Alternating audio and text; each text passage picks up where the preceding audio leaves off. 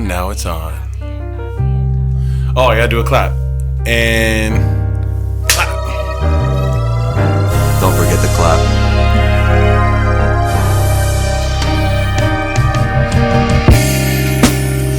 And we are back once again with the beautiful, magnifico ATP podcast Around the Post with your boy Jay here and the magnificent co-host Mark Figueroa. Oh man, I'm in a good mood today. I'm feeling good. And this is episode 183. And before you say a word, I want you to know I got some content tonight. I got some stuff up my sleeve. Let me straighten my hat for the YouTubers. Like, subscribe, comment. I'm trying to practice being more of a video guy because we talk like it's just audio all the time. How are you feeling today? Pretty good. Okay. A lot of news. I don't like to talk again. We don't like to talk about on-court stuff because that's stuff you guys could look up. I like to talk about the stuff outside. Yeah. Which makes it more interesting. Okay. Yeah, so we're going to start with Garbiñe Muguruza. Mm-hmm. Obviously, she announced her retirement. Mm-hmm. She has been playing tennis for over a year and a half, maybe even more than that. Mm-hmm. But she finally made it official. They pressured her to say if she wanted to play in the Olympics, and she didn't give an answer, and she was just toying back and forth. But finally, she made her retirement. Okay. Former world number one, WTA finals champ, Wimbledon champ defeating Venus Williams, and French Open champ beating Serena Williams. What are your thoughts on the career of Garbiñe Muguruza? Isn't she pretty young? Yes. A little surprised at the retirement, and I would go as far as having the hot take of maybe this isn't really the end of her career. And maybe we'll see her make an appearance somewhere down the road. I want to say she's early 30s, 30. Yes, something like that. She's pretty young, but accomplished a lot. I'm gonna do some research on her as we continue this podcast. But obviously, the real question for me is this a Hall of Fame athlete? Oh yes, yeah, yes for sure. Defeating the Williams sisters to win both their slams. That's pretty big. Yeah. Yes. Okay, yeah. Congratulations to her if she doesn't return to the tour. But I do think the tour is better with her on it, and she's still very young. So I hope to see Muguruza play a little more tennis, But We'll see. It's definitely something I'm sure she didn't take the decision lightly, and she seems like she had a lot on her mind when she was on the cusp of making it. So yes. Yeah, I definitely think there's more in the tank. Yes, a big power hitter as well. So she had a great career for sure. So I'm going to announce the champions now. Excuse me. We have Sloane Stephens winning Ruhan. She beat Lynette 6-1, 6-2. Sorry, 6-1, 2-6, 6-2. And she said, clay court season, I'm here. Let's go. She's been kind of stale a little bit, hasn't been doing a lot of noise, but she got a title. What are your thoughts on her? My thoughts on Sloane from past episodes, but what I can say is she's a player that's, if there was ever an era where she could sneak several titles, it's right now. I feel like 250 and 500 events are a great avenue for a Sloane Stephens specifically. Yes. Who is a good ball striker, a great athlete, still knows how to win, but just I'm not sure how many hours these days are spent on the practice court, how serious she is about the bigger events and stuff like that. But the talent is there. The discipline could be there. If she wants to win events, I still think she's more than capable of winning events. So this doesn't surprise me. It just shows me that she's putting in the work and she's here to win. Yes, exactly. Moving on to the other champion, I'm going to save her. Obviously, it was Rybakina, but I'm going to save her for a little later. Okay. So, as you know from last week's episode, Halep was given the Madrid wild card, but she turned it down and she said she just wasn't ready to play. And she needed more training as far as her physicality. So they gave the wild card to Raducanu.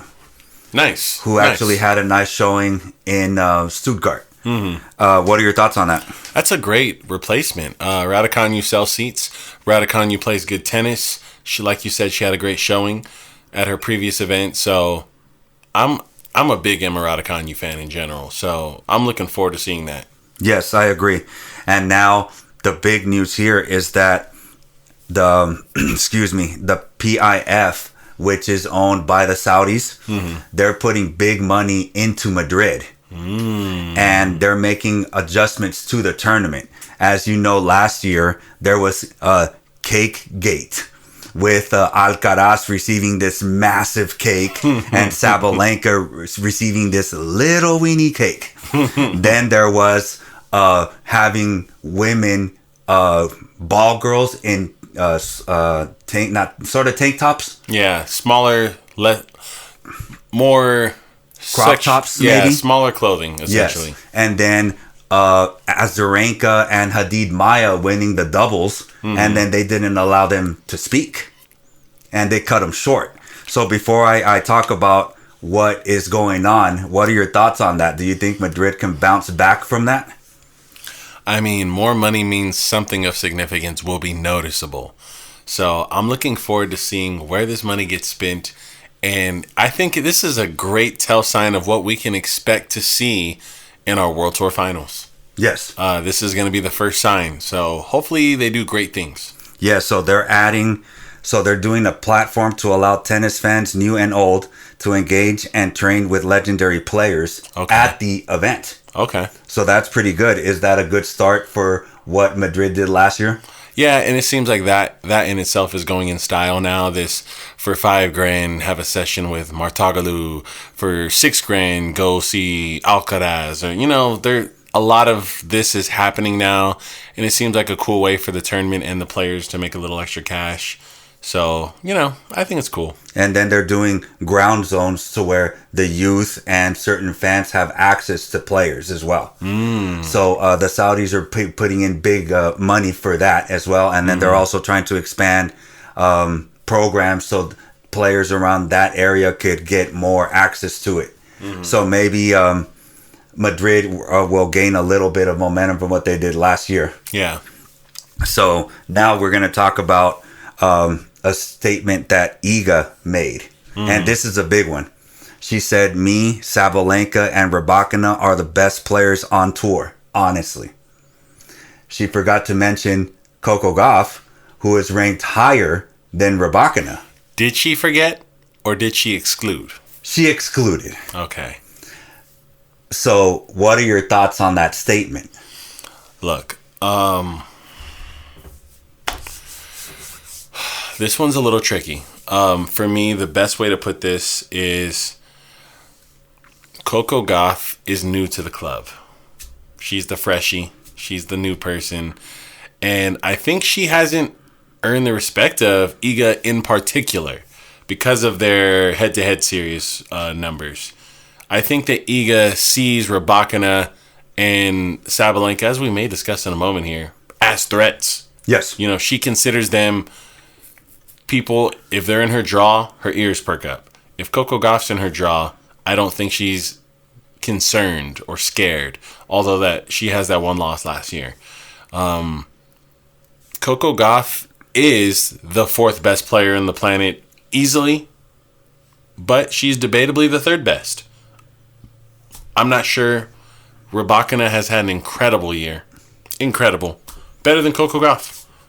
So I am curious to see how things play out. But what I can say, to side with Iga a little bit, is what Rybakina has been doing is playing at a top 5 level for a longer stint of time than Coco Gauff has. Correct. So I think it's right to put Rybakina in this conversation. I don't know if it's right to not call it a big 4. That's the real question. Because Rybakina is in the big 3 for sure. Yes. So this year, Coco Gauff is 19-6, 76% win rate, 1 title. Rybakina, 26-4, 86.7% win rate, 3 titles this year. Came out the gate this year and got a title. Right. And it hasn't stopped yet. Again, the stat from last week, you guys could look it up from last week's episode, but it was 200 winners in a tournament in Miami, Rybakina. So those are big numbers. So I just think that Iga fears Rybakina. She can hit through her. Obviously, she beat her in Stuttgart. Yeah. Sabalenka can hit through her when she has everything going. And as I like to call her, Mommy Iga owns Coco. So I can see why she made that statement. Yeah.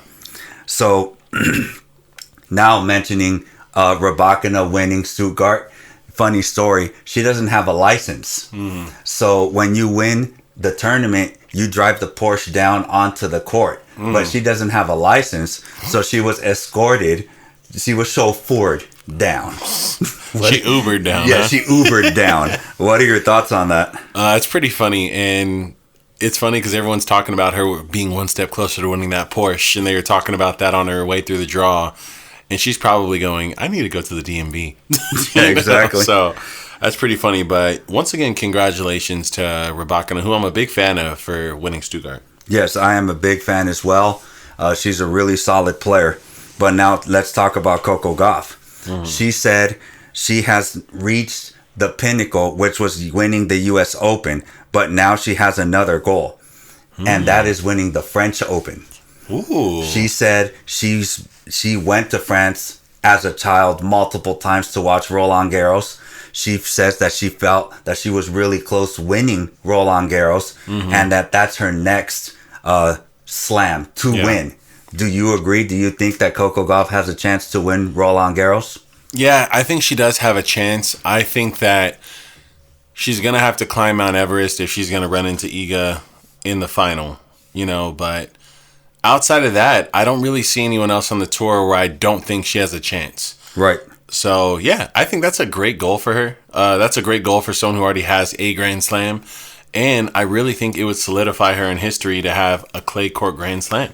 Yes. Because winning the U.S. Open is an amazing feat. That's your hometown slam. That's the one you should do first. And if I had to pick one for her to do next, I think that one would say the most and speak to what she's capable of the most. That's a big confidence builder, winning a French Open. We've seen anyone who's won a French Open in the last 15, 20 years has more than one slam. So it says a lot to have one. Yes, she actually is a great dirt baller, but Iga is the Mount Everest. Yeah. So that's the problem there. If Iga wasn't there, I would feel more confident. Yeah. But with Iga there, it's a tall mountain to climb, but it is possible. Yeah, you it's never possible. know. So now talking about Sabalenka, she lost to Vondrousova, and by the way, this is only the first time that she's made a quarterfinal since winning Wimbledon in a tournament. Vondrousova, and then she upset Sabalenka. What are your thoughts there? Keep an eye on Vondrousova. We've seen these glimpses of brilliance from a player that can turn into something pretty big. And Sabalenka, to me, is no pushover. I don't think Sabalenka's in a slump. This is something of significance. Okay, so I apologize. I believe I said quarterfinal. It's semifinal. Yeah. So this is the first semifinal that she had reached prior to winning Wimbledon. She hasn't done very well since. But speaking of Sabalenka, she actually has been struggling a little bit. This was her first quarterfinal appearance since winning the Australian Open. So she's kind of on the shaky ground. So what are your thoughts on Sabalenka? She was a 3-time finalist in this event, and then she didn't make it. I'm not too worried. I think that Sabalenka still has great opportunity this year, and her temperament it's moved around a bit throughout a regular season. It's not unusual for her to have an odd stint, but I have confidence that she'll make noise throughout this year. Okay. For sure. So to conclude the conversation, Sabalenka did beat Coco at Australia. Sabalenka has a slam this year. Rybakina has been winning everything. Iga's there. So is Iga correct? Is Sabalenka, Rybakina, and Iga the best players, excluding Coco Gauff? Is she right? For sure. Absolutely. They're the big three. Coco Gauff just entered the chat, and I think that the rest of this year will tell us if it's a big 4 or a big 3. Okay. For sure. Okay. I like that. That's a very good one. So now, Iga, as you know from last week, this is her 100th week as the world number 1. What are your thoughts there? I mean, she's earned the right to make wild statements. 100 weeks at number 1. I'll let you tell me who the best players on the tour are. I'll let you say that. She's showing a level of consistency, now has rivals to add value to the time she spends at number 1. You know, her having Sabalenka and Rybakina on the tour with her while she does this, it creates credibility and it makes what she's doing mean more. So I think that this is a great era for her. I love that she has rivals. I love that she has players who are taking slams and staying consistent with her in the top 5. This is all great things. Yes, and there's only 8 players that have spent more weeks at number 1 than her, and it is a who's who. You have Justine Henin with 117 weeks at number 1. You have Ash Barty, 121 weeks at number 1. You have Monica Seles, who I believe that if she didn't get stabbed would have had more weeks. 178 weeks at number 1. Martina Hingis, who was one of my favorite players. I love watching her. 209 weeks at number 1. Chris Evert, 260 weeks at number 1. Serena, 319. Martina Navratilova, 332. And of course the big one, Steffi at 377. What are your thoughts on that incredible list? She is in the company of absolute Hall of Fame legends, and if she stopped right now and was at the end of that list, she would not get any less respect from anyone in the world. That is insane. She would just make that list that much better and longer. Yes, I agree.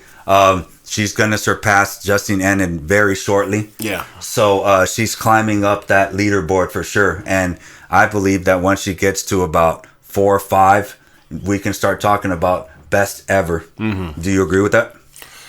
I'm going to need to see a little bit more separation between her and her rivals to call her best ever. And I think that's my real defining factor. The reason Serena, although she doesn't own every single statistic, is often referred to as the GOAT is how she separated herself from her rivals. Right.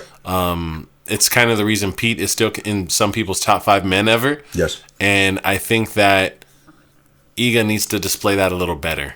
Then we set number 1 aside. Then we'll know.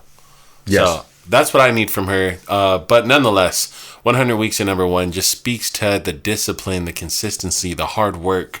She's doing so much off the court to keep that. So we've seen her have off weeks, off tournaments, and come up with results. Yes. So, yeah, I'm a huge fan of what Iga's doing, and she deserves all her accolades. Yes, 100%. Moving on to the men. Apparently, according to First Sports, an icon is returning to the game. So, as you know, this person was banned because they missed a doping appointment. And then before the sentence was released, he just said, I'm done. But now he's back. Michael Emer. Oh, really? He said retirement was boring. So I'm back. The drama man. What are your thoughts on an ATP icon coming back? I don't ever want to hear you call him an icon again, first and foremost. Secondly, the tour is funner with him on it, okay? This guy brings a little drama. He brings a little controversy. I'm not in love with watching him play, per se, but this is someone I'm not mad to see on the tour. I think that these storylines he can bring to the table make it a little enjoyable. Yes. But I don't see it meaning anything to the actual tour itself. The rankings, the success, the tournaments. Yeah. I just thought it was a funny story. The wording of it for sure was hilarious. Yeah, it's super funny. I totally thought you were gonna say like a Brooksby or something. Then you said Eber. I didn't see that coming. You got me by surprise for sure. There you go. And excuse me, for the first time since 1989, no Spanish player made it to the quarterfinals in Barcelona. Wow. As you know, Nadal lost in the second, and Alcaraz did not play due to injury. What are your thoughts? Yeah, I mean, obviously we know the 2010s were owned by Spaniards. Feliciano Lopez, David Ferrer, Rafael Nadal. I mean, and there's the Mark Lopez. There's a bunch of guys, that were just filling up the rankings and owning these clay events truly. And this is just speaking to the generational change that there are just less Spaniards in the top 50 on the tour, period. Much less than the 2010s. And there's also just the coincidence of the top Spaniards all being inactive right now. They're not playing. So this isn't a crazy statistic. It's just a coincidence. Okay, that's fair. But I do think there are less dominant Spaniards on the Pro Tour right now. That's a fact. Okay, I can give you that one. Yeah. And now congratulating the champions. We had Fucsovics winning a title. Let's go. Jan-Lennard Struff. Like it. And we'll get into that right now. As a matter of fact, Jan-Lennard Struff beat defending champion Holger Rune. And in a convincing fashion. Yeah. 6-2, 6-0. Jeez. Now let's talk about Holger a little bit. He's had, we could probably say, embarrassing losses to Morjan and now to Jan-Lennard Struff. And in convincing fashion in less than 55 minutes. Both matches. What are your thoughts? Is there a problem with Holger right now? There's absolutely something mentally going on with Holger. I'm a little confused as to what it is, but he's struggling with something. To see these performance drop-offs from him in events where he works his way to finals, semifinals, he plays high-level tennis, he closes out tough tiebreaks, and then gets bageled by a guy outside the top 20. It just doesn't really make sense to me. And I know that we're seeing a lot of craziness going on with him as far as his team, his circle, things off court. It's been turbulent. I'd like to see more stability with him off the court, and maybe that will feed into what he's doing on the court. But I don't know how. Yes, I don't know. These struggles are weird to me because he's such a high-ranked player. You'd think that he would find himself to work through them. But the fact that he hasn't is mind-boggling to me.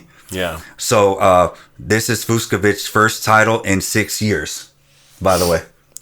But Fucsovics has been, I would call him a high-tier top 80 player.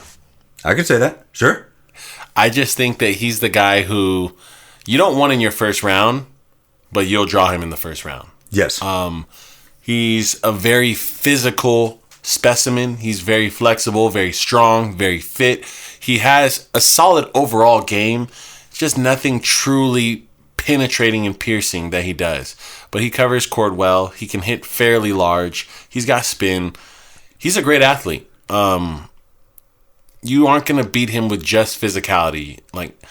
So what I mean by that is if you're just a grinder, he's your worst nightmare. Right. You're going to have to beat him with tennis. So I like Fucsovics a lot. I think he's a great test for players, especially the Dominic Thiem's, the Stan Wawrinkas, the Andy Murrays, the guys that are kind of we're on the fence with because we know they have the talent and they've been at the highest level. I think when they beat a Fucsovics, we know that they're coming back to the highest level again. Okay. He's a good barometer for me. Okay, that's fair. And now Jan-Lennard Struff is the oldest player to win his first title since Paolo Lorenzi in 2016. Wow. Okay. What are your thoughts there? He's been knocking on that door for some months now. He's had some good runs. He's had some deep runs. And so this kind of feels right. It feels right to me. And he did it in magnificent fashion. He did not sneak in a little 250 in the corner room. He beat a guy who's been ranked as high as number 4 in the world in a final. This is great. So congrats to him. It's shocking to me because he has such a massive serve. And for him to be doing so well on clay, it's odd. It's odd and speaks a lot to his prowess for sure. So now we're going to talk about the Barcelona champion, who you just mentioned. This is his biggest title in his career. He has about 10 250s. Don't quote me on there. I'm just going over the top of my head. Our boy, Casper Ruud. Yeah. Congratulations. Biggest win in his career, defeating Stefano Tsitsipas. You're talking about what Sloane Stevens said, clay court season is here. That's Casper Ruud right now. Yeah. What are your thoughts on his great victory? I have a lot to say about this. So I got a little flack on our from our fan base, our listeners. Yes. From our listeners for being a Casper Ruud hater. And which I'm not, by the way. I want to speak to it a little bit here. We're talking about a guy who's been ranked 5-4 in the world at some point, has been to Grand Slam finals. Multiple. And this is over a span of multiple years. Mm-hmm. He just won his first non-250 tournament. It just doesn't really make sense that he's a clay court specialist, top 5 in history, and top 5 in the world. Has been top 5 in the world. You know what I mean? And he just transcended the 250 event level. It's a little confusing for me because what's missing? What does it tell us? Does it mean he doesn't do well under pressure? Does it mean there's something in his game missing? Does it mean he found something in his game now? Or does it speak to Tsitsipas giving up a win after they play in their second consecutive final? What does it mean? Or does it mean nothing and he was supposed to have just done this a long time ago? What are your thoughts on Casper Ruud's unusually late breakthrough? Okay. Well, before going on to answering that, he also was one match away from being the number 1 player in the world. He was. If he would have defeated Alcaraz at the U.S. Open, he would have been the number 1 player in the world. Would he have been the worst world number 1 in history? I mean, it's hard to answer that question. He did have... That might be the YouTube title of this snippet. Yes, because he definitely would have had a Grand Slam. Mm-hmm. I believe Marcelo Rios, who was a number 1 player for a long time, smooth as heck, did not have a Grand Slam. I'm going to double check there, but I am sure that that's what happened there.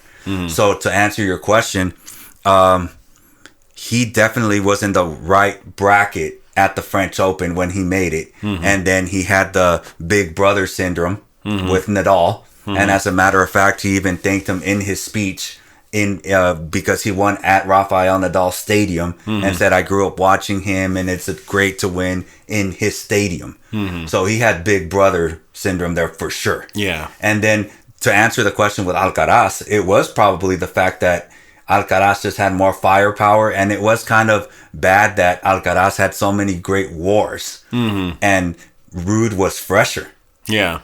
So he probably should have won. Yeah. So that is a little disappointing there for sure. But, excuse me, he is second on the list with most wins in 2024. You have Dimitrov has 22 wins in the season. Ruud has 24, and Sinner has 25. What are your thoughts on that? It speaks to the consistency and the volume. We know Casper Ruud is a guy who goes deep in most events he plays in. The question with Casper Ruud is, can he win a big event? That's usually the question. It's not, is he going to show up and perform and beat the people ranked lower than he is? It's, is he going to get to the finish line and beat the people ranked higher than he is? That's the $1 million question. So, right. I just want to know if he's going to, is he going to grow past being a gatekeeper or not? I think he will. Yeah. Yes. He's getting there. He's starting to make hard court finals as well. He did well in Acapulco. So he's starting to do well. Okay. And yes, Marcelo Rios did not win a Grand Slam. So Casper Ruud would have had one at that point. So I wouldn't say he was the worst. Okay. Second worst. Marcelo Rios was a great player. Okay, so now we're going to talk about Nadal. We're going to talk about Nadal at the very end, but this is pretty big news. He has decided to play Laver Cup. He will be at Laver Cup, and Roger Federer did a tweet saying, "Let's go, vamos." So there you go. What are your thoughts on Rafa being in Laver Cup? Look, they're pulling, and I told you this last year, they're going to pull every string possible to make Laver Cup an explosive event this year. And I don't think that's an easy accomplishment. I really don't, but they're finding ways. I think Laver Cup this year has to be very successful and very exciting for it to continue for the next 5 years. So this is huge news. Yes. Even if he just plays a little doubles or he doesn't play heavy, this is great. Right. Excuse me. So now we're going to talk about more Nadal news since I just brought him up. He's playing the American 16-year-old. One of our listeners told me to bring him up again. So I'll say what I've said in recent podcasts. Darwin Blanche. He plays out of the Alcaraz. He's Alcaraz's partner. He's his hitting partner. He's been hitting at the Juan Carlos Ferrero Academy, and they've been training partners for a while now. He is a ITF maybe number 10, I believe. So he's on the rise, solid player. What are your thoughts on that Darwin Blanche Nadal matchup? Extremely exciting. I have a hot take that him and Nadal never actually play on that court for that match. You think he's not? Do you think Nadal's withdrawing? I think so. Interesting. I have no reason to believe that. It's just a gut feeling. But we'll find out. And I hope they do play. Okay. I'm really looking forward to seeing how that goes and what happens. But I don't know. Nadal seems to be the most protective of his legacy of any of the retiring acts we've seen in years. He is very hesitant to show up and not be the guy we remember him as. And I don't think he wants to go down in history with that tail end of ugliness that a lot of the pros don't know how to say no and let go. He seems very protective of that moment. So we'll see. Okay, well, in that case, your theory may be correct because he did say either yesterday or today, if I arrive in Paris in the way I feel today, I will not play. He went on to say, there's more that I want to accomplish in my career. I still have goals, and one of them is the Olympics. So pretty much if he doesn't play at Roland Garros, it's not the end. So what are your thoughts on that statement? Yeah, he's already planting seeds of doubt with whether or not he's going to play at the French Open now. Right. This is terrible. We do not want to hear this. He was just talking about, looks like a good place to die. You know, and now the energy is shifted completely. Now it doesn't have to be there. I don't have to play there. If I don't feel competitive, I won't play. And I'll just wait and wait and wait. And now he's already has commitments to essentially the Olympics and Laver Cup. He almost is committed to a full calendar season. Right. He's knocking on the door 1 or 2 months away from a full season. So, it's interesting. I really do hope he plays the French. And I really thought he was going to be done at the French. Right. You know, so it's interesting to hear him say he's going to attempt the Olympics. It seems a little odd to me, honestly. And then it's interesting to hear that he's going to do Laver Cup. Even as much as I think that's exciting, maybe he's going to emulate the Roger Federer walk away, play Laver Cup doubles, have all of his friends and buddies there. We say farewell there, and then that's the end. I think that'd be fine. And then we just start calling Laver Cup the graveyard. But, you know, we'll see. We'll see what happens. Yes, it is surprising that he keeps saying, well, I'm just not ready physically, and I just can't go. A lot of people are saying, why doesn't he just retire? But at this point in his career, with 22 Grand Slams, he's earned the right to do what he wants. So if he wants to keep entering and then withdrawing, then it is what it is. So that's my take there. So moving on to Djokovic, he withdrew from Madrid. Pretty big news. Are you shocked by that? A little bit. But with Djokovic, I think he's at that point in that phase where he does want a light schedule, and he's going to make sure he peaks at Roland Garros. And I think his goal is to win the French Open. I think that's all he's concerned with at this point in time. And he knows, let's be real here, our number one player in the world did not win his signature slam. He needs to win this French Open for his ranking, for his points, for his confidence and morale, to prove a point to the rest of the tour that he still has the invincible aura. There's a lot of reasons he needs this French Open. Because if we see Djokovic for the first time in I don't know how long go on a drought like this for the first half of a year, does the rest of the tour start thinking he bleeds and he's human? And what does that mean for him now going through a full-length draw? Right.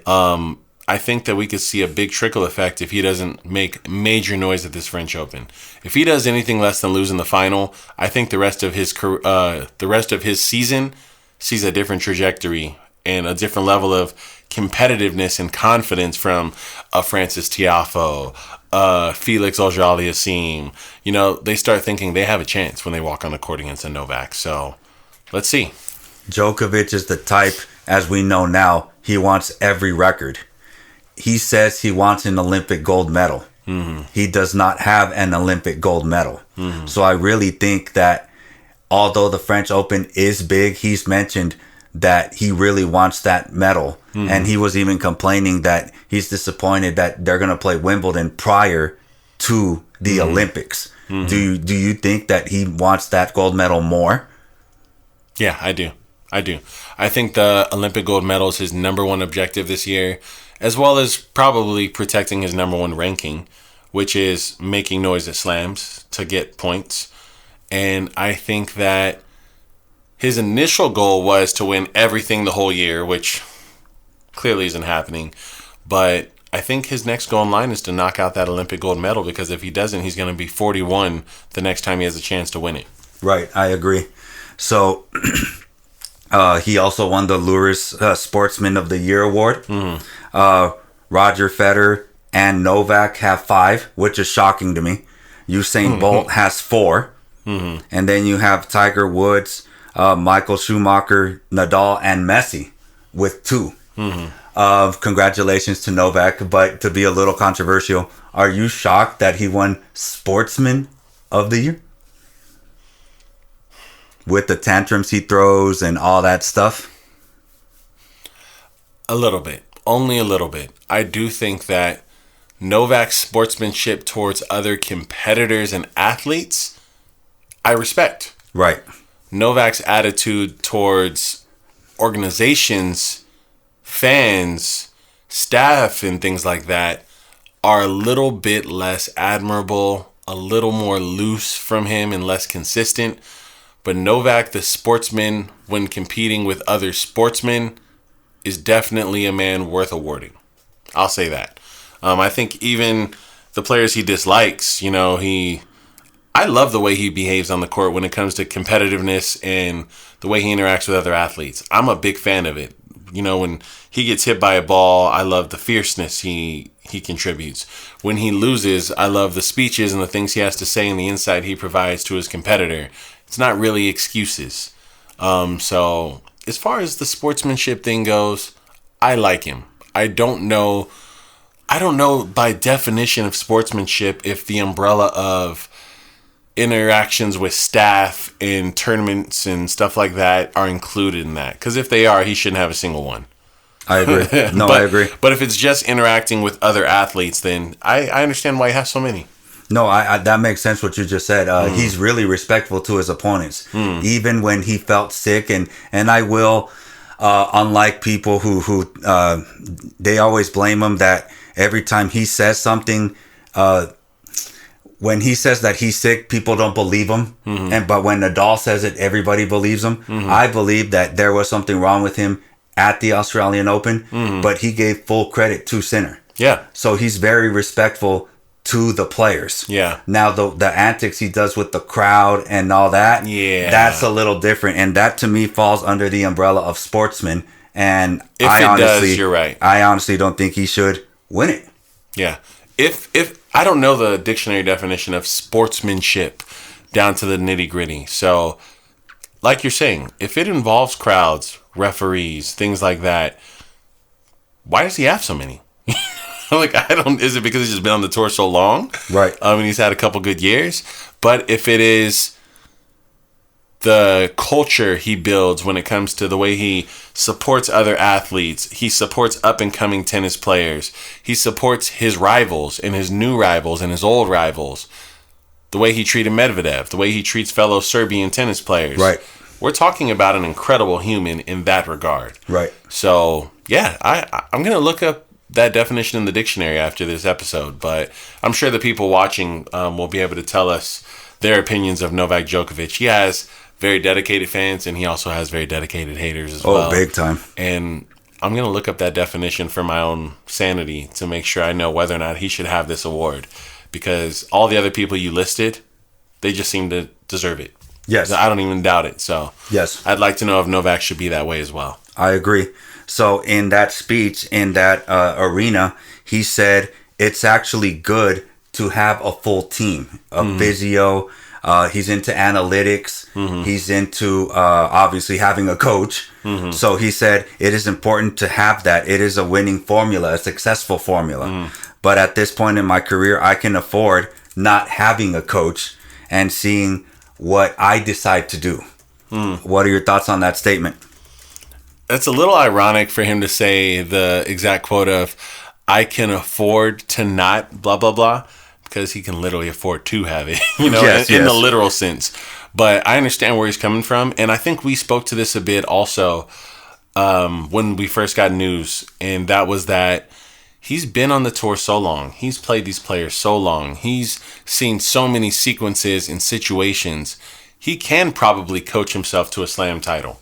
He has had the interactions and he's done the problem solving and the troubleshooting on the court and the adapting. This is a guy who doesn't need a coach. He can bring in a coach because he wants one. Right. But he doesn't absolutely need it. He can afford to walk on that court and find success by himself. I truly believe that. And we've seen him make adjustments live on the spot against athletes without talking to a coach. We've seen it happen in Grand Slams. So, yeah, I think he's right. He said that he is going to make a decision soon. So with that being said, what are your inclination? What is your inclination? Coach or no coach? Coach. Okay. I think he gets a coach. All right. And again, the leading candidate is Zimanic, who is Serbian as well. They've played on Davis Cup, and he was there in Monte Carlo. So who else do you think would be a good fit? I can't think of anyone we haven't already kind of guessed or speculated on, but we'll see. Not Federer. Not Federer, yes. Not Federer. I don't know why the Tennis Channel even threw that name out there outside of maybe looking for some engagement, but not Federer. Zimanic I like as an option. And what was the other one we listed? Do you remember? Becker.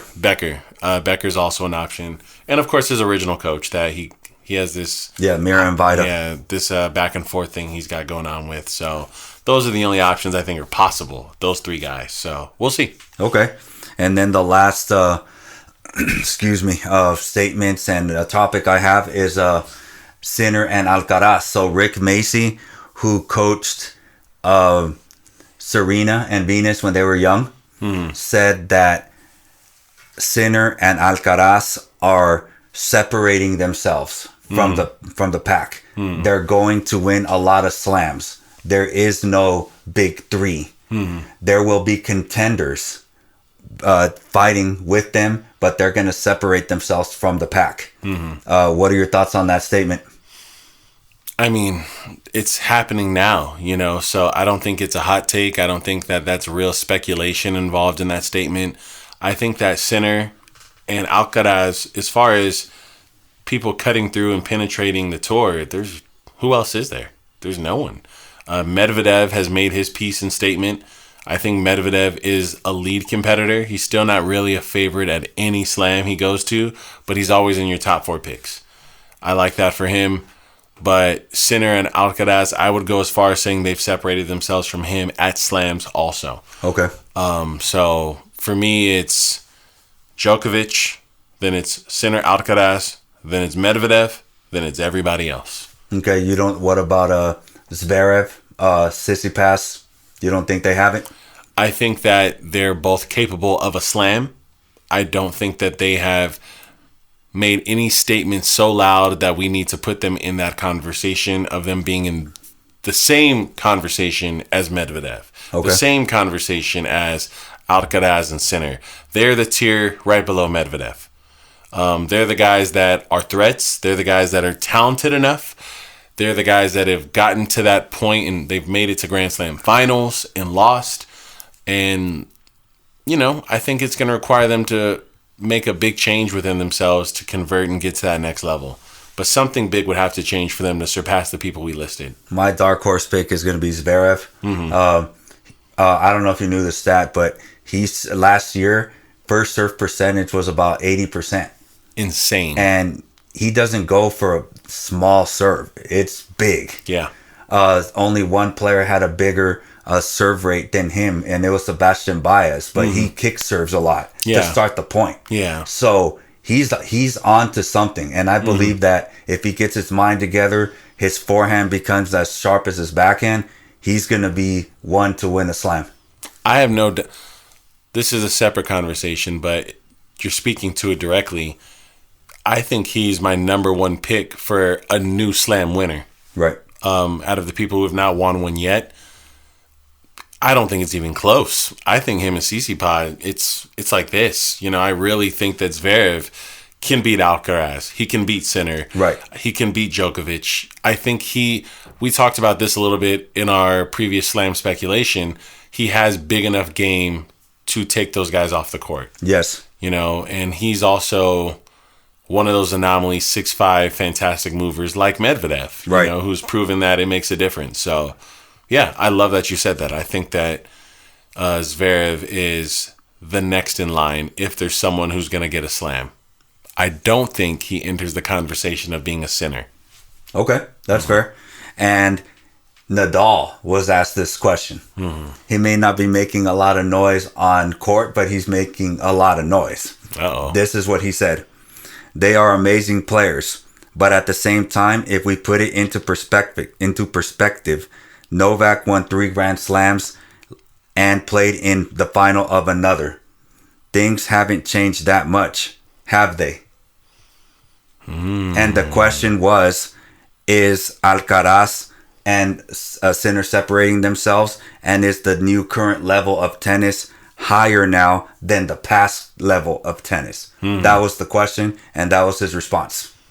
I love his response. What are your thoughts on his response? I love his response. And let's speak to Nadal every time he sits down with media. Some form or relative question to this comes up, which is these new guys that you haven't played that much, what do you think of them compared to you and your guys that we've already seen so much of? And he always finds a way to make them seem smaller. You know, he makes a statement of they play low IQ tennis, they rely on brute force, they just hit the ball hard, they're not actually dominating yet, we dominated.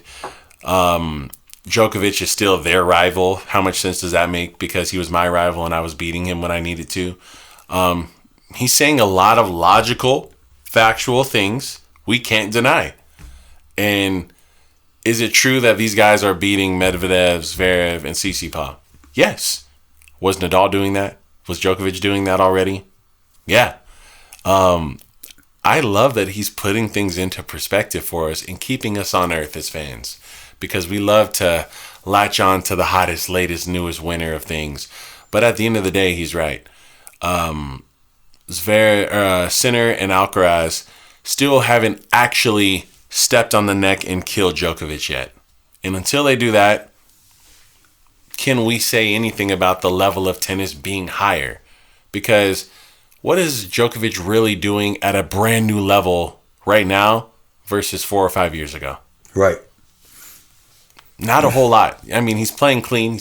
He's probably the pinnacle of the sport of tennis. He's probably the best player to ever hold a racket.